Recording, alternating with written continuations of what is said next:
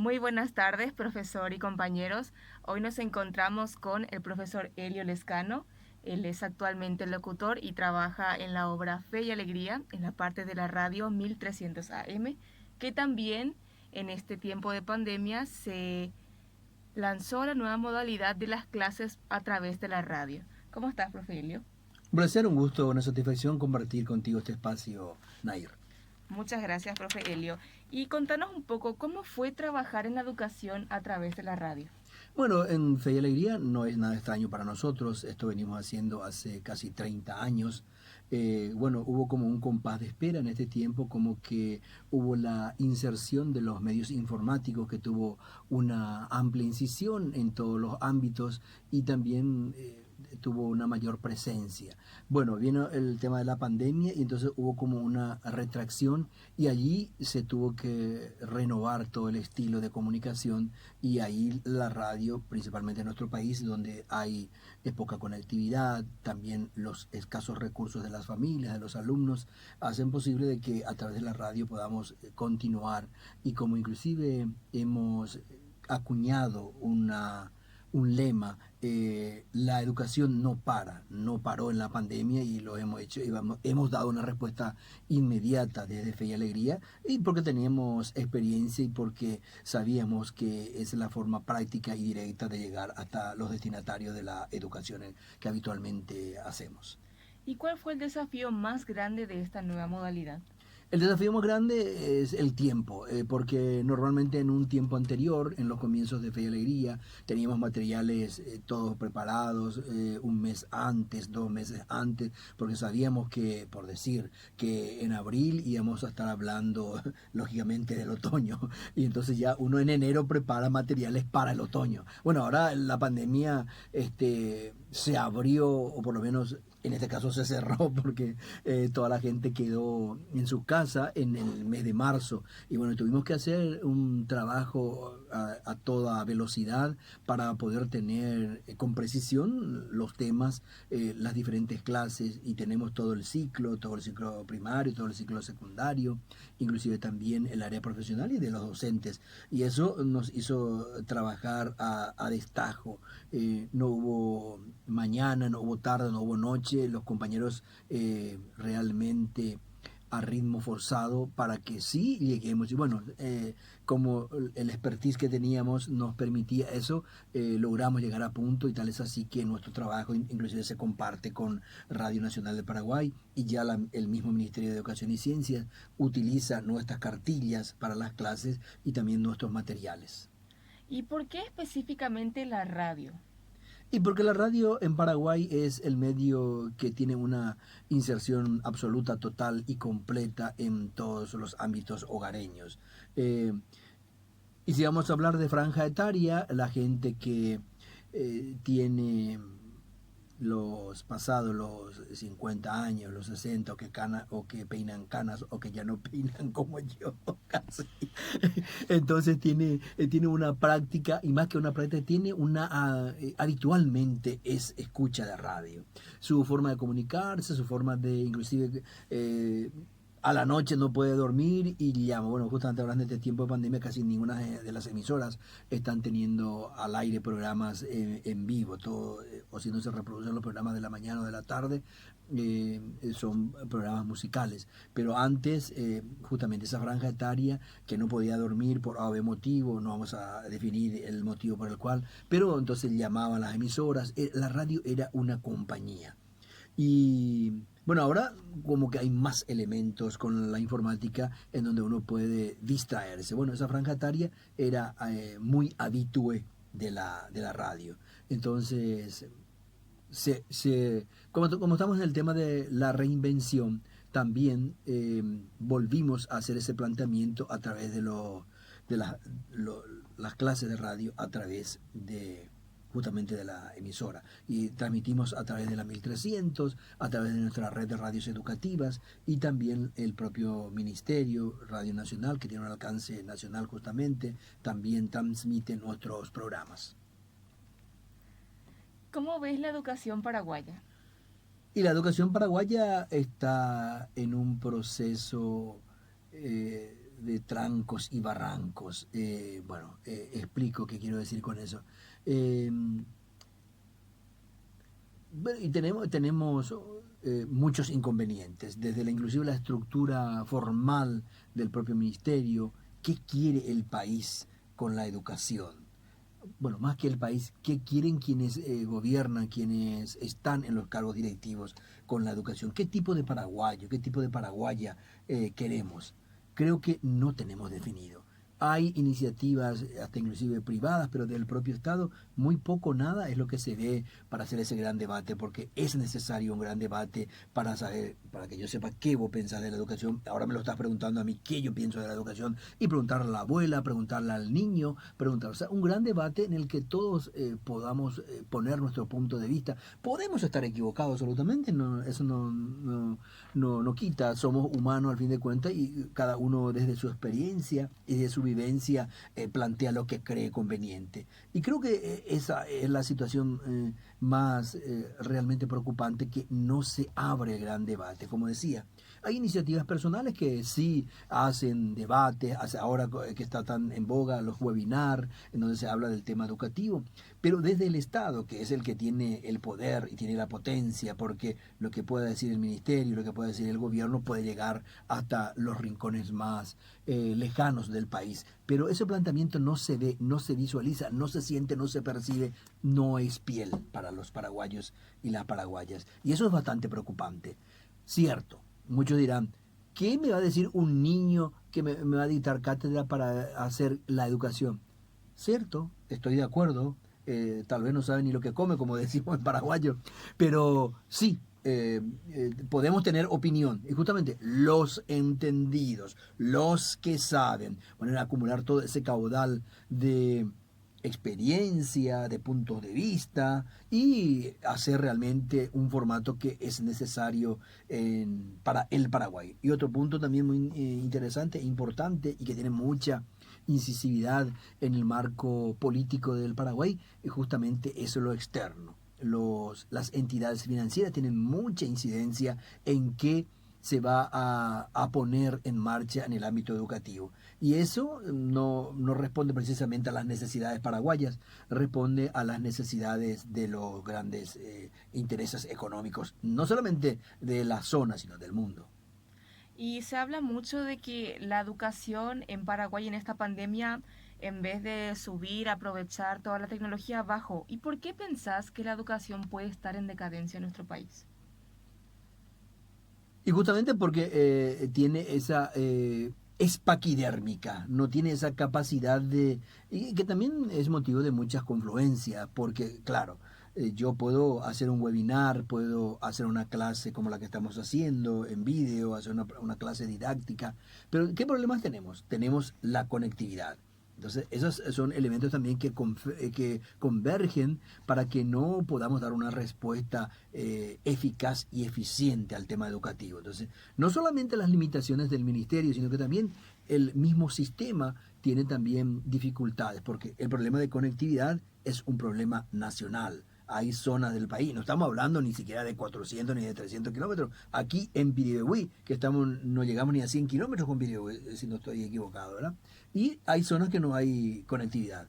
Entonces siempre prevalece el tema económico, la ganancia, por ejemplo, de las instituciones, de las grandes telefónicas. Pero para eso tendría que estar el Estado haciendo posible de que llegue hasta los rincones más lejanos una conectividad, cuando que ese es el estilo de comunicación actual.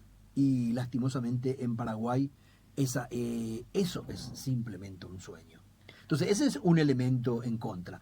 Ya decíamos también, otro elemento, las propias deficiencias del Ministerio de Educación, que no nos puede decir con cuánto caudal de profesores tiene en su elenco de docentes, que siempre está probando en el tema de los currículum, el sistema de evaluación que es reiterativo y repetitivo, recurrente, remanido, de inclusive décadas atrás. Entonces no nos ayuda a visibilizar un país con proyecciones.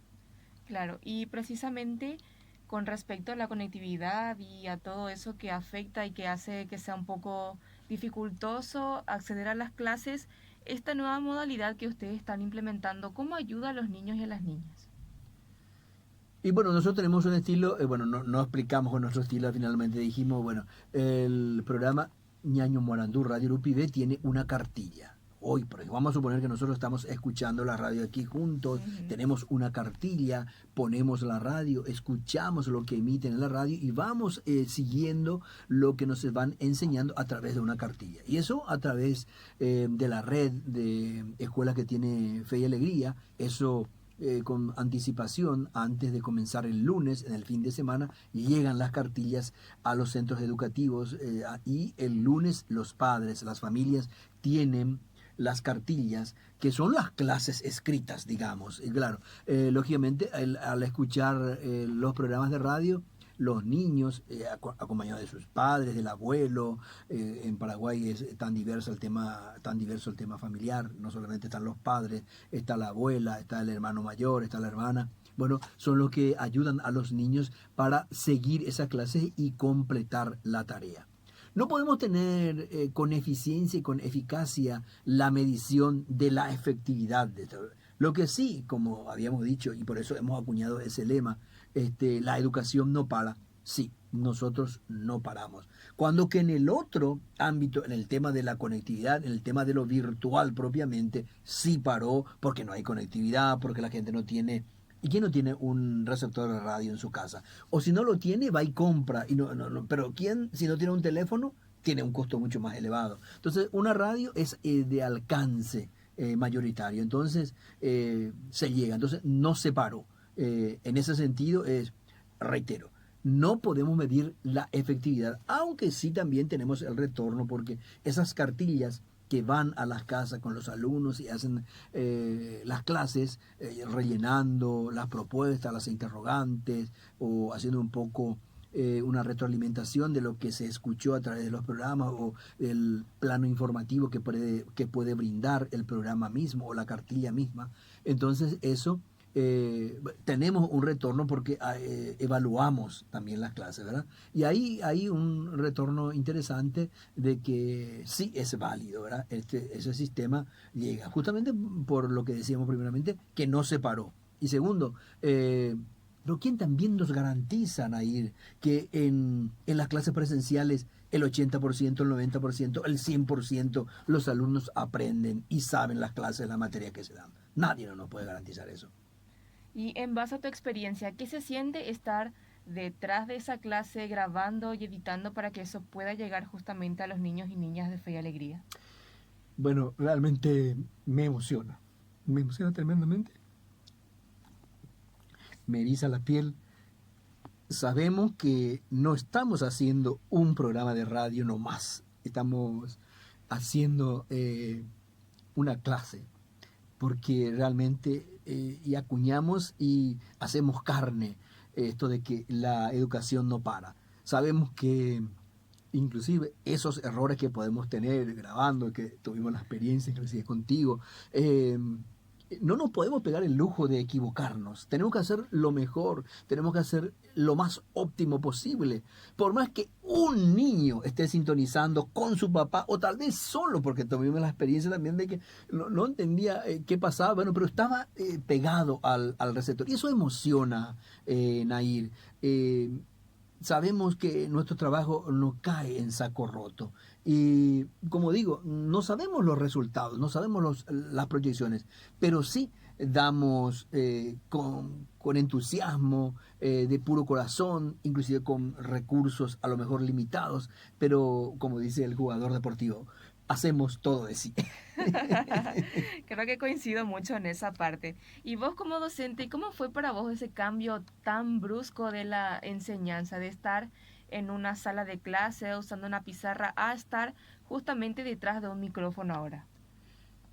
Y realmente hay un cambio porque el código radial tiene también su estilo de comunicación. No es igual ponerse frente a la clase, dictar una clase, una materia, un tema.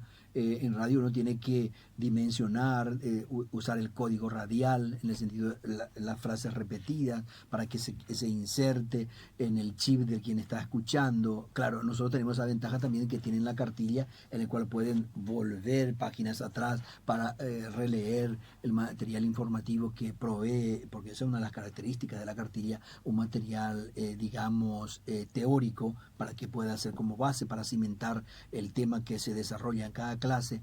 Y entonces, pero no obstante, cuando grabamos nos damos cuenta, ¿será que estamos siendo precisos? Esto nos ocurrió también. Esta clase bastante difícil. ¿Será que van a entender?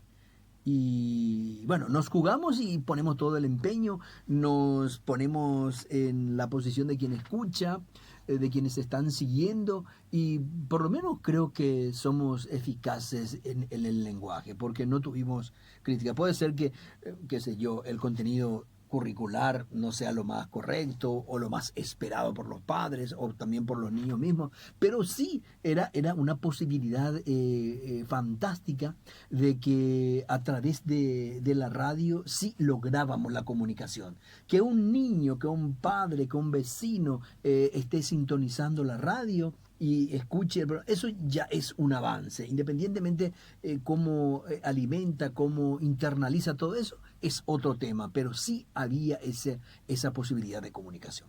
¿Y qué pensás que le hace falta a la educación en Paraguay en general?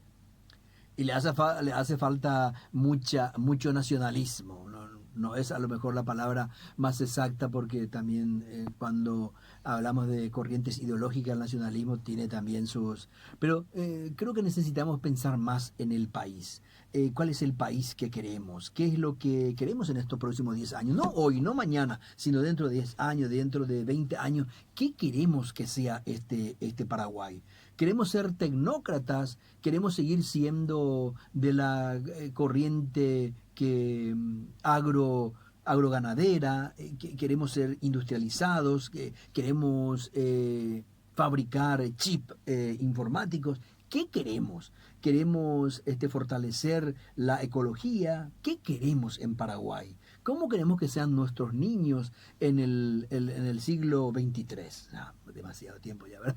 En el siglo XXII. Entonces creo que tenemos que proyectar, tenemos que pensar, pero tenemos una situación que introyecta toda nuestra realidad nacional lastimosamente, y es la corrupción. Entonces, cuando no podemos eliminar la corrupción, va a ser muy difícil que podamos realmente tentar lanzar nuestro anzuelo al río tan siquiera para pescar algo positivo. Porque ahí vamos a tener que el anzuelo, al caerse al río y va a picar el pescado, se va a romper porque es de mala calidad.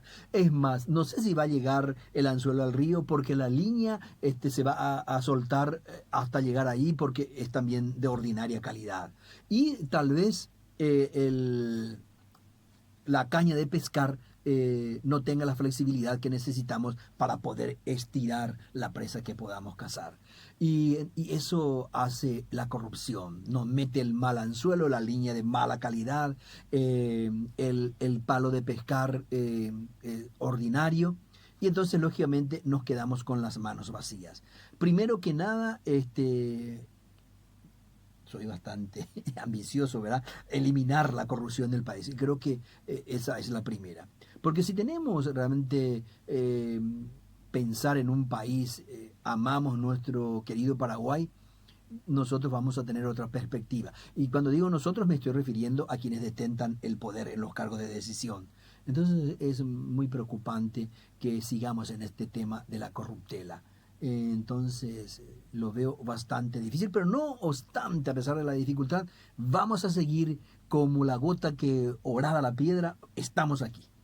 ¿Y cómo pensás que podemos mejorar la calidad educativa en el Paraguay, todos nosotros?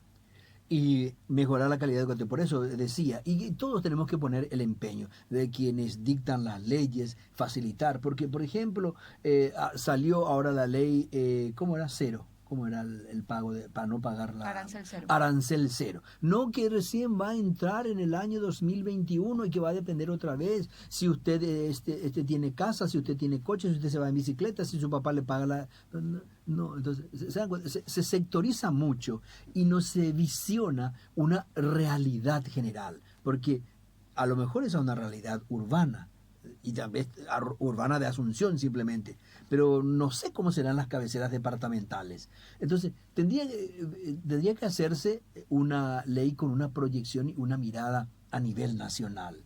Se mira muy a cortoplacista. Muchas gracias, profe Elio. Creo que es muy correcta tu evaluación y tu análisis con respecto a este tema. Te damos las gracias por participar en esta entrevista y compartirnos tu punto de vista sobre esta nueva modalidad que están implementando con respecto a las clases radiales para justamente los alumnos que no pueden acceder a quizás los insumos tecnológicos en esta nueva etapa de la educación paraguaya. Gracias, Nair, y valoro muchísimo este reconocimiento, esta valoración a lo que pueda significar mi opinión, mi punto de vista respecto a la educación. Muchas gracias nuevamente por tu tiempo y seguiremos en contacto. Seguiremos en contacto.